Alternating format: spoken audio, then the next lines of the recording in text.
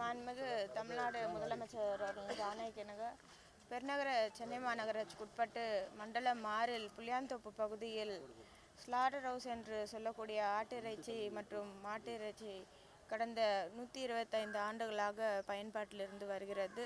சென்னை மாநகராட்சி முழுவதுமே இது ஆட்டிறைச்சி மற்றும் மாட்டிறைச்சி இங்கேருந்து எடுத்து சென்று ரீட்டைல் கடைகளில் விற்கக்கூடிய அளவிற்கு இதுதான் மிகப்பெரிய ஒரு ஆட்டிறைச்சி கூடமாக இருந்து வந்தது. அதன் அடிப்படையில் மாண்புமிகு முதலமைச்சர் அவர்கள் ஆணைக்கிணங்க பெருநகர சென்னை மாநகராட்சியும் பெருநகர சென்னை வளர்ச்சி குழுமமும் இணைந்து இந்த ஸ்லாட்டர் ஹவுஸ் பணியினை துவங்கி வைத்திருக்கிறோம். இங்கு ஏற்கனவே இருந்த ஆட்டிறைச்சி மற்றும் மாட்டிறைச்சி கடைகள் மீண்டும் புதுப்பிக்கப்பட்டு அவர்களின் பயன்பாட்டிற்கே திறந்து வைக்க இருக்கிறது. இதற்கு மொத்தமாக 55 கோடி மதிப்பீடு சிஎம்டி துறை சார்பாக வழங்கப்பட்டு இந்த பணிகள் நடைபெற்று வருகிறது. வரக்கூடிய பிப்ரவரி மாதத்துக்குள் இது முழுவதுமாக பொதுமக்களின் பயன்பாட்டிற்காக கொண்டு வர பணிகள் நடைபெற்றிருக்கிறது.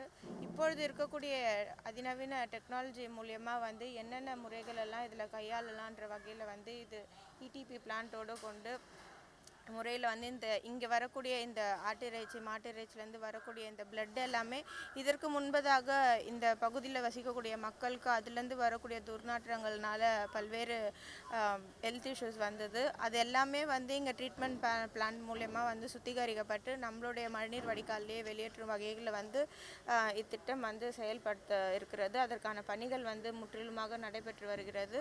அதை இன்றைக்கு மாண்புமிகு இந்து சமய அறநிலையத்துறை அமைச்சர் அவர்களும் சட்டமன்ற உறுப்பினர் தாயகம் கவி அவர்களும் தொடர்ந்து மத்திய சென்னைக்குட்பட்ட பகுதியில் ஆய்வு மேற்கொண்டு வரும் வட்டார துணை ஆணையர் அவர்களும் ஒருங்கிணைந்து மண்டல குழு தலைவர் அனைவரும் ஒருங்கிணைந்து இந்த ஆய்வினை மேற்கொண்டிருக்கிறோம். இங்கே ஒட்டுமொத்த சில்லறை ஆட்டிறைச்சி விற்பனையாளர்கள் அவங்க சார்பில் கடை ஒதுக்கணும் அப்படின்னு சொல்லி இவங்ககிட்ட மனு கொடுத்துருந்தாங்க.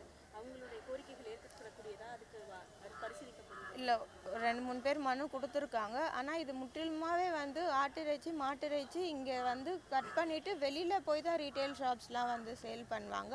இங்கே விற்பனைக்கான இடம் இது கிடையாது. இப்போ சென்னையில் இங்கே புளியாந்தோப்பு ஒரு பகுதியில் இருக்குது. அதே போல் சைதாப்பேட்டில் ஒரு பகுதியில் இருக்குது. சைதாப்பேட் பகுதியிலையும் பூஜை போட்டு பணிகள் மேற்கொள்ள மாநகராட்சி சார்பாக துவங்கப்பட்டிருக்கிறது. இந்த பகுதிகளில் முற்றிலுமாக ஆடுகளை வெட்டி வெளியில் எடுத்துகிட்டு போய் சேல் பண்ணுறதுக்கு தான் இருக்கிறது.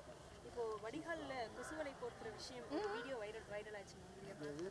வடிகாலில் கொசுவலை போர்த்துறாங்க அப்படின்னு சொல்லிட்டு கொசுக்கள் அது கொசுக்களுக்காக போடுறது கிடையாது. அது ஒரு கவுன்சிலர் ஒரு ரிக்வெஸ்ட் பண்ணதுனால இது மாநகராட்சியில் அறிவிப்பாவோ அனௌன்ஸ்மெண்ட்டாவோ போட்டது கிடையாது. ஒரு கவுன்சிலர் ஐடியா கொடுத்துருக்காங்க, அதை பேஸ் பண்ணி போட்டிருக்காங்க. மற்றபடி அவ்வளோ கான்ட்ரவர்சி ஆக்குற அளவுக்கு அது ஒரு விஷயம். பிரதமர் பேசியிருக்காரு, தமிழ் கலாச்சாரத்துக்கு எதிரானது திமுக.